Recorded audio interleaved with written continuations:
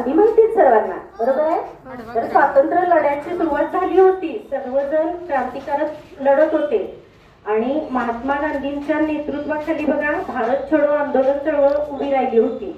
मग एक दिवस काय झालं, ती तारीख होती 8 ऑगस्ट. महात्मा गांधींनी काय केलं, मुंबई येथील ऑगस्ट क्रांती मैदान म्हणून नावाचं मैदान आहे, त्या मैदानावर सर्व लोकांची एक सभा भरवली, एक आंदोलन, एक अधिवेशन ठेवलं त्यांनी. अधिवेशन म्हणजे एक सभा भरवली आणि त्या सभेमध्ये महात्मा गांधींनी असं जाहीर केलं की करेंगे या मरेंगे. करेंगे या मरेंगे म्हणजे काय, तर भारताला स्वातंत्र्य मिळत आपण प्रयत्न करत आपण काय करायला पाहिजे, यश तर आपण मिळवायलाच पाहिजे. समजा भारताला स्वातंत्र्य मिळण्याचं जर का यश मिळालं नाही तर आपण आपलं स्वतःचं बलिदान दिलं पाहिजे. म्हणजे करेंगे या मरेंगे आणि जोरदार चले जाओ. कोणाला अशा सांगितलं, कोणाच्या विरोधात घोषणा दिल्या सांगा, इंग्रजांच्या विरोधात. चले जाओच्या घोषणा जोर जोरात येऊ लागले आणि त्या भाषणामध्ये महात्मा गांधींनी असं जाहीर केलं की आजपासून सर्व आपण भारतीयांनी आपण स्वतंत्र आहोत असं समजावं. आणि मग तो लढा सुरू झाला आणि मग जे ते महान नेते होते त्या सभेमध्ये, त्या सगळ्या नेत्यांना 9 ऑगस्टच्या पहाटे अटक झाली. त्या क्रांतिकारकांना, सगळ्या कार्यकर्त्यांना, सगळ्या समाज सुधारकांना, त्यामध्ये महात्मा गांधी, मौलाना आझाद, नेहरू, वल्लभभाई पटेल, तर असे सगळे प्रमुख नेते होते. त्या सगळ्या प्रमुख नेत्यांना इंग्रज सरकारनं काय केलं, 9 ऑगस्टच्या पहाटे अटक केली, तुरुंगात डांबलं त्यांना. मग आपल्या प्रमुख नेत्यांना, ह्या सगळ्या क्रांतिकारकांना, कार्यकर्त्यांना सगळ्यांना अटक झाली म्हटल्यावर आपल्या भारतातील जी सामान्य जनता होती ती कधीही रस्त्यावर उतरलेली नव्हती. फक्त हे नेतेच काय करायचे, प्रबोधन करायचे आणि लढा द्यायचे. तर ही सर्व सामान्य जनता म्हणजे कोण, त्यामध्ये शेतकरी आले, कामगार वर्ग आला, नोकरदार वर्ग आला, आदिवासी होते बरेच, परत तुमच्यासारखी छोटी छोटी शाळकरी मुलं, कॉलेजचे तरुण तरुणी, असे सगळी सामान्य जनता रस्त्यावर उतरली. कारण त्यांना आवडलं नाही की आपल्या सगळ्या नेत्यांना अटक केले, क्रांतिकारकांना अटक केले.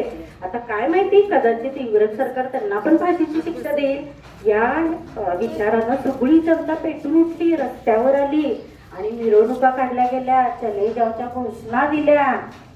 आपला तिरंगा आहे ना, तिरंगा माहिती ना, भारताचा ध्वज फडकवण्यात आला आणि सगळीकडे असं पाहोर माजला. आणि मग इंग्रज सरकारला कळून चुकलं की आता ह्या लोकांना आपण थांबवणं अशक्य आहे, म्हणून त्यांनी काय केलं, लाठीमार करायला सुरुवात केली. बघा, ह्या सगळ्या लोकांवर, जी सामान्य जनता पेटून उठलेली, रस्त्यावर आलेली, त्या सगळ्या लोकांवर त्यांनी लाठीमार केला, गोळीबार केला. तर अनेक लोक, सामान्य लोक पण, फक्त क्रांतिकारकच नव्हे तर सामान्य लोक पण या लाठी हल्ल्यामध्ये जखमी झाले, गोळीबारामध्ये जखमी झाले, शहीद झाले. शहीद झाले म्हणजे काय, गोळीबारामध्ये मरण पावले. तर ह्या सगळ्यांचा, ह्या क्रांतिकारकांबरोबर त्या सर्व भारतीयांचा, ज्यांनी भारताच्या स्वातंत्र्यासाठी लढा दिलेला आहे, त्याग केलेला आहे, बलिदान केलेलं आहे, शिक्षा भोगलेली आहे, तर त्या सर्वांना आपण काय करायचंय, आजच्या दिवशी स्मरण करायचे. फक्त 9 ऑगस्टला स्मरण करायचं नाही, तर आपण जन्मभर, आयुष्यभर आपण त्या सर्व क्रांतिकारकांना, त्यांनी लढा दिला म्हणून काय करायचंय, स्मरण, त्यांचं जाणीव ठेवायची आहे, त्यांच्या कर्तव्याची आणि आदरांजली व्हायची आहे त्यांना.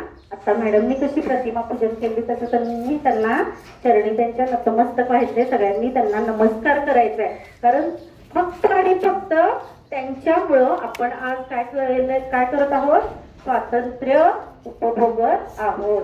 इंग्रज सरकारला आपण हकलून लावलेलं आहे. बघा, 9 ऑगस्ट 1942च्या लढ्यानंतर 5 वर्षांनी, म्हणजे 1947, 15 ऑगस्ट 1947ला मग आपल्या भारताला स्वातंत्र्य मिळालेलं आहे. पण त्या पाठीमागं या क्रांतिकारकांचे काय आहे, भरपूर त्याग, बलिदान, आत्मसमर्पण त्यांनी दिलेलं आहे. म्हणून काय केलं पाहिजे, त्यांना आपण स्मरण केलं पाहिजे आजच्या दिवशी. दररोज स्मरण केलं पाहिजे त्या क्रांतिकारकांना, कारण त्यांच्यामुळे आपल्याला भारताला स्वातंत्र्य मिळालेलं आहे. लक्षात आलं? म्हणून 9 ऑगस्ट हा अभूतपूर्व ऐतिहासिक असा क्रांतिकारक लढा दिल्यामुळं या 9 ऑगस्टला क्रांती दिन म्हणून ओळखलं जातं आणि तो सर्वत्र देशभर साजरा केला जातो. क्रांतिकारकांना पूजन केलं जातं, आदरांजली वाहिली जाते. लक्षात आलं? तर माझ्या पट्टोपाठ सर्वांनी घोषणा द्यायची.